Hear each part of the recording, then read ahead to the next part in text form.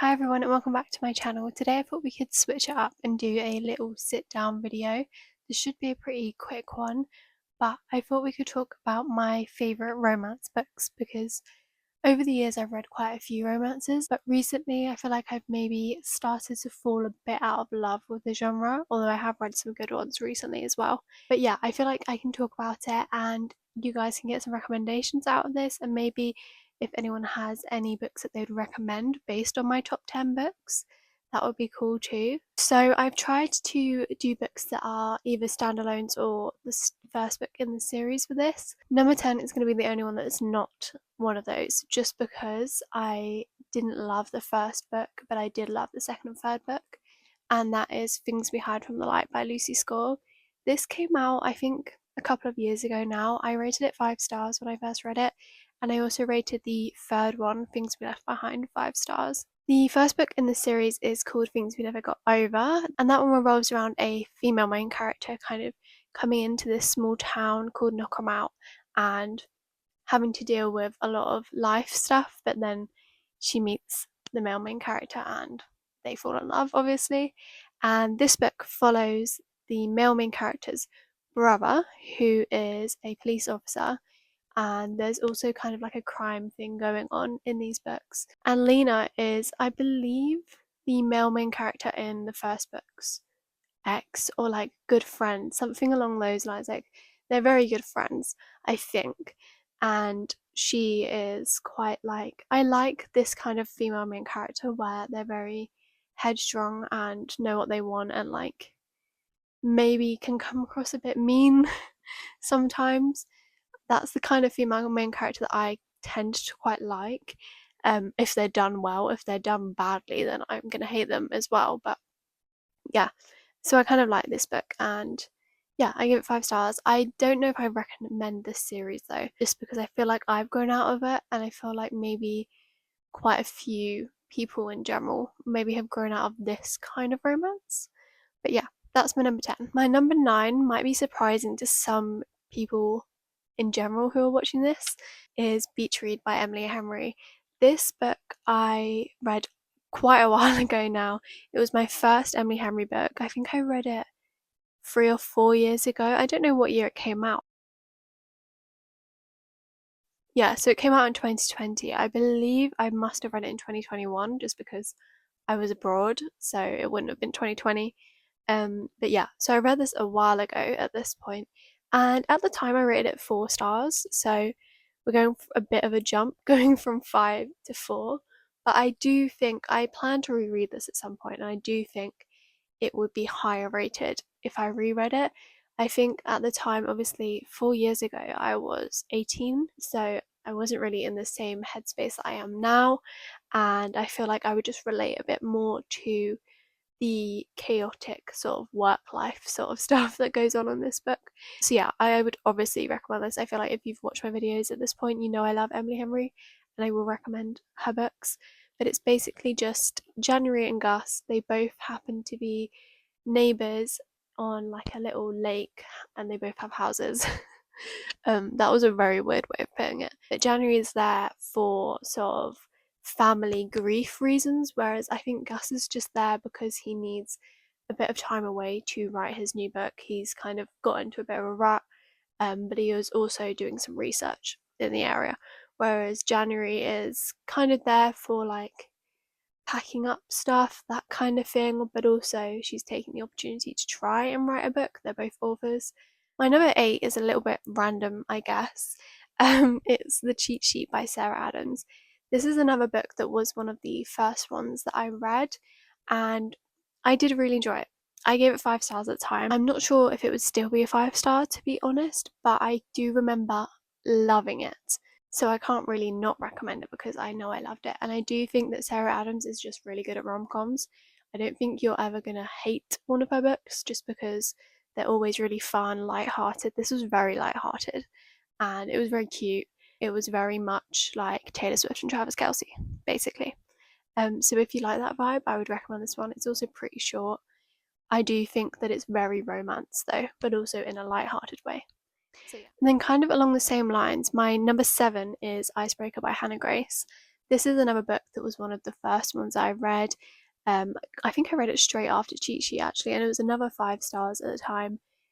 I don't know if it would still be 5 stars still, but I do know that the friendship group and the found family in these books is really good and really strong, and that is definitely what contributed to my 5 star rating.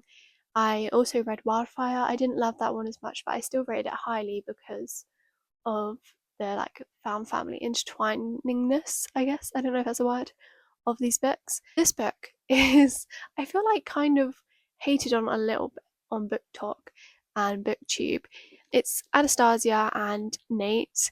She is a figure skater, ice skater or figure skater. I think they're the same thing, but she's kind of having some troubles with that. So that's like kind of her separate storyline.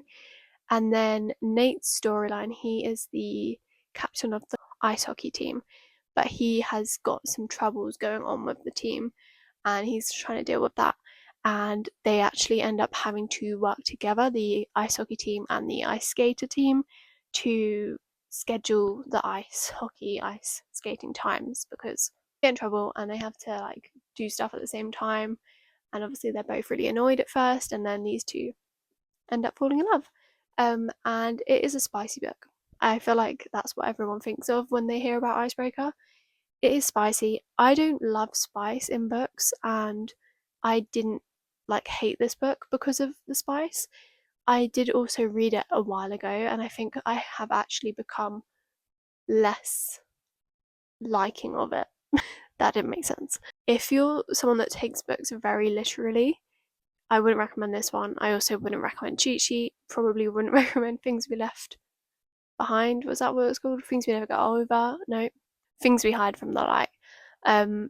Those kind of books, I feel like, especially this one and Cheat Sheet, it's just light-hearted. It's just fun.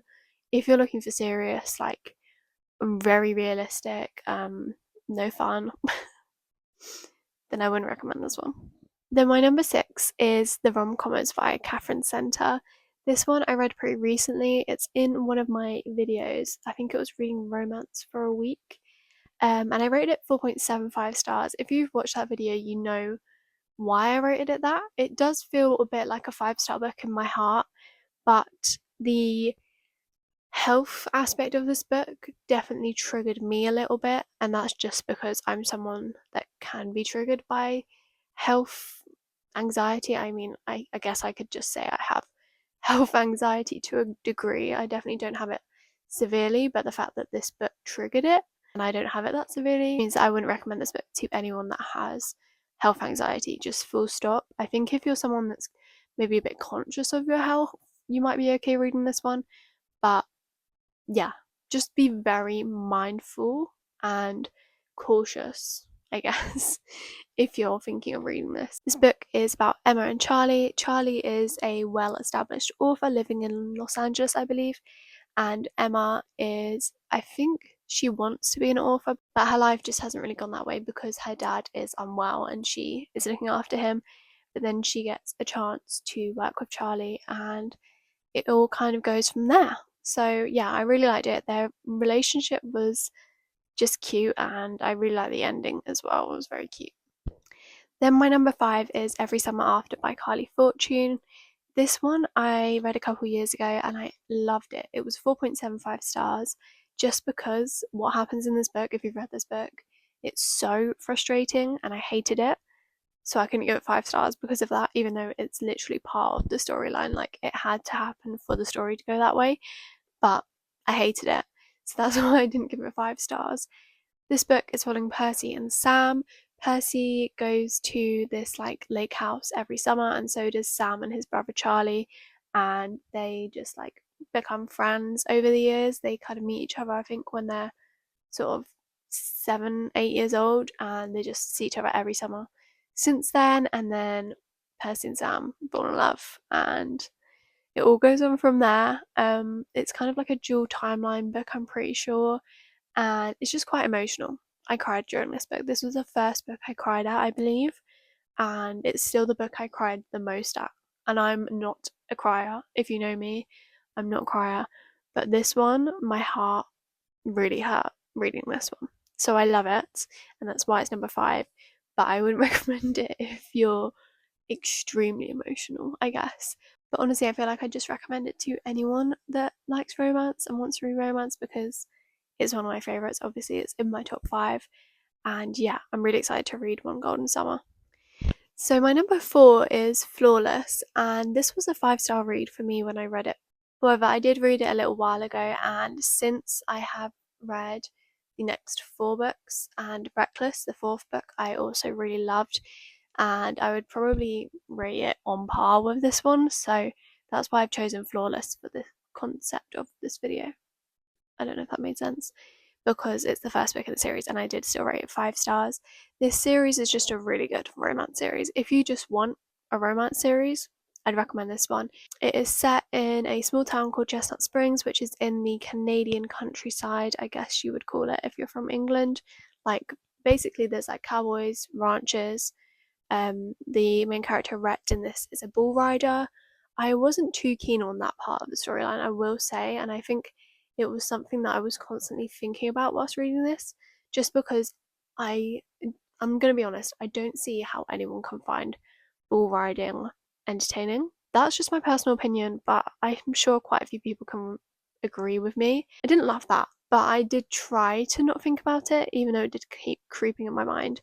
I liked the aspect of her going and supporting him, but I didn't support what he was doing. So yeah, I still really liked it. It was still really cute. The brothers in this are really nice. I like the family aspect. The main character in this summer is the sister of Winter, who is in Reckless, the 4th book, and it's all very intertwined like that. So yeah, I just really like the series. And then my top 3 actually has 2 books that I've read this year, which is crazy, but I do feel like I had a bit of a dip in romance and I've read a few more recently, so I'm not surprised, but yeah, that's really good, I guess. So my number 3 is The X-Files by Jessica Joyce.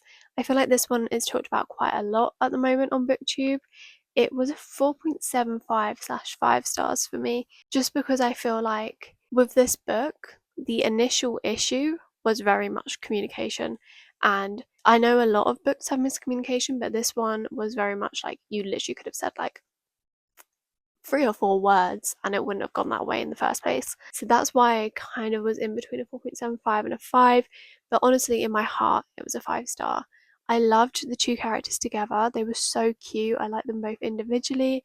As you would have seen in the video I read this in, which was my 24-hour reading vlog, I could relate to quite a few aspects of the story, and I feel like this one had a very strong message of make time for the people you love. Like, don't let time with them slip away, especially because of work. And I can relate to that. I think pretty much everyone can relate to that and can take note of that and put it into their own lives. So yeah, I just really like this one. It's about Georgia and Eli, who were friends in childhood and then fell in love and then broke up, miscommunication, and this is the book of them getting back together, and they kind of get back together through their joint best friend's wedding, and they kind of have to sort everything out because everything's going wrong.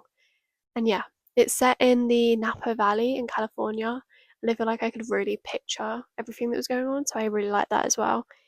And yeah, it was just honestly, it was so cute. I really recommend this one. And then my number 2 is The 7-Year Slip by Ashley Poston. This was also in my Reading Romance for a Week vlog, and I rated it 5 stars.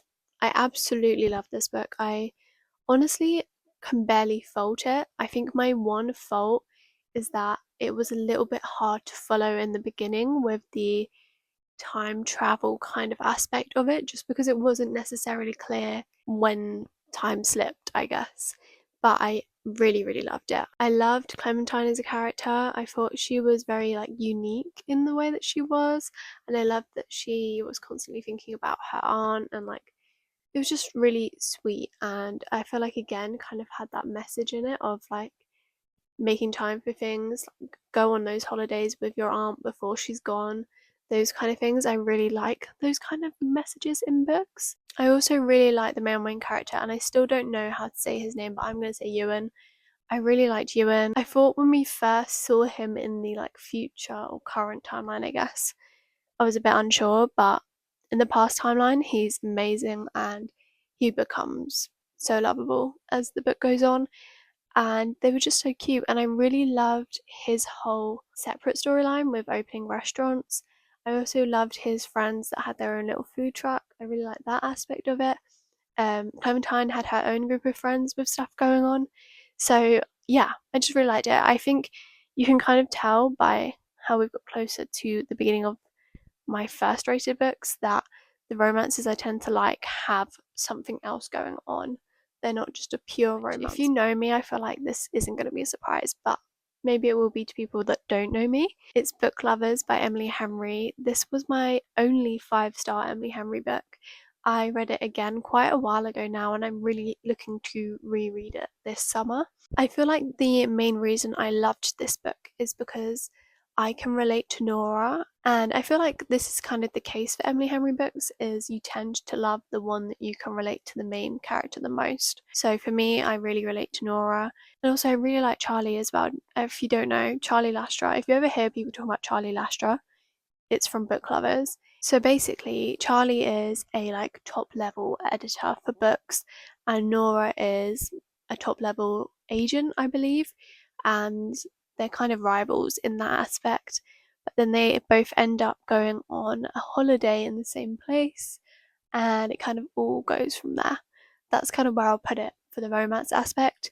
The other storyline kind of going on is that Nora has gone on this holiday with her sister because Nora is very like work centric. She doesn't really have time for much else, and her sister wants to spend time with her.